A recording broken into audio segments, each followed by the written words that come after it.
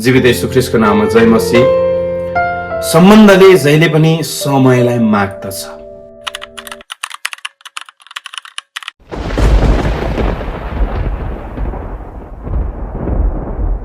नयाँ भिडियोमा यहाँहरूलाई हार्दिक स्वागत भन्न चाहन्छु। तपाईहरू जहाँ जसरी हुनुहुन्छ कृपया मेरो भिडियोलाई हेरेर साथ दिइरहनु भएको छ। म तपाईहरूप्रति आभारी छु र विशेष गरी तपाईहरूले मेरो भिडियोलाई यदि मनपर्छ भने लाइक सेयर गर्नको लागि म अनुरोध गर्न चाहन्छु र कमेन्ट पनि गर्नुहोस्। तपाईको सानो कमेन्टले मलाई साँच्चै अझै धेरै प्रेरणा मिल्नेछ। विश्वमा देखिएको विकृतिहरूमध्ये एउटा विकृति हो सम्बन्ध विषय, जसले वैवाहिक रूपमा कानुनी रूपमा एउटा वैवाहिकतालाई वैधानिकता दिनको निम्ति गरिने विवाहका सबै कानुनी सामाजिक र धार्मिक विधि र रीतिहरूलाई पूरा गरेर सँगै जिउँदै जाँदै गर्दाखेरि उनीहरू बीचमा मन नमिलेपछि एकअर्का छुट्टिने कुराहरू विश्व बजारमा बढ्दो छ।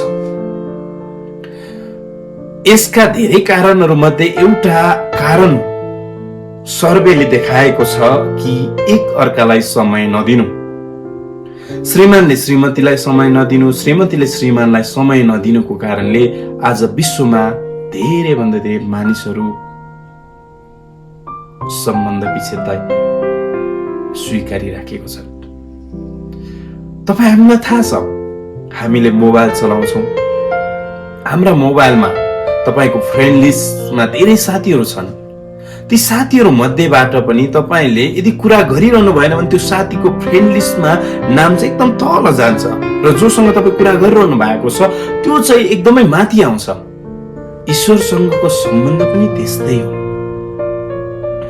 जो चाहिँ नजिक हुन चाहन्छ, जो चाहिँ रहिरहन चाहन्छ, जो चाहिँ एट्याच भइरहन चाहन्छ, त्यो जहिले पनि ईश्वरसँगै रहन्छ, ईश्वरले देखाएको बाटोमा हिँड्छ।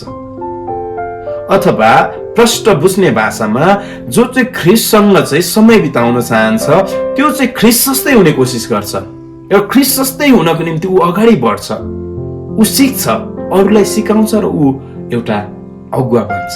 एउटा व्यक्तिलाई सिकाउन सक्नु नै अगुवापन हो। हरेक सम्बन्धले जहिले पनि समय माग्दछ। ख्रीष्टसँगको सम्बन्धसँग के तपाईले समय दिनु भएको छ? के तपाईको घरमा पारिवारिक प्रार्थना हुन्छ? के तपाईहरु सँगसँगै श्रीमान श्रीमती कहिले प्रार्थना गर्नु भएको छ? के तपाई समयमा चर्च आउनु भएको छ? तपाई हरेक हप्ता यदि तपाईकोमा शनिबार अथवा आइतबार 10 बजी संगति हुन्छ भने के तपाई 10 मिनेट अगाडि चर्च पुग्नु भएको छ?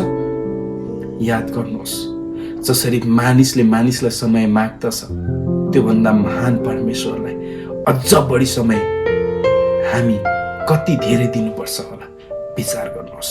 परमेश्वरले चाहिँ तपाईको वेस्ट समय माग्नु भएको होइन। हामी जहिले पनि बेस्ट कुरा चाहिँ बेस्ट व्यक्तिलाई दिन्छौं। तपाईको बेस्ट परमेश्वर हो भने तपाईले परमेश्वरलाई दिने बेस्ट समय निकाल्नुपर्छ। बेस्ट समय चाहिँ परमेश्वरको निम्ति दिन सक्नुपर्छ। के त्यो मानिस तपाई बन्नु भएको छ? यदि बन्नु भएको छैन भने म तपाईको निम्ति प्रार्थना गर्छु, त्यो मानिस बन्ने प्रयत्न गर्नुहोस्। परमेश्वरले तपाईहरु सम्पूर्णलाई आशीर्वाद दिउन्। आमेन।